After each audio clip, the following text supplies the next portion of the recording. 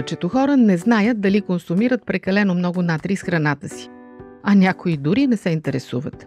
От анкетирани 1003 американци, 70% не знаят какви са нормите за прием на натрий, а 59% не се интересуват от тях.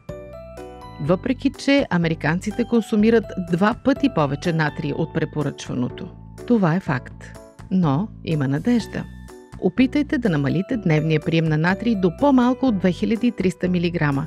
А ако сте над 51 години или страдате от хипертония, бъбречно заболяване или диабет, до по-малко от 1500 мг.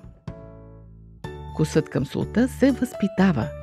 Чрез постепенно намаляване на преработените храни и допълнителното солене, вкусовите рецептори се приспособяват и кръвното налягане се нормализира.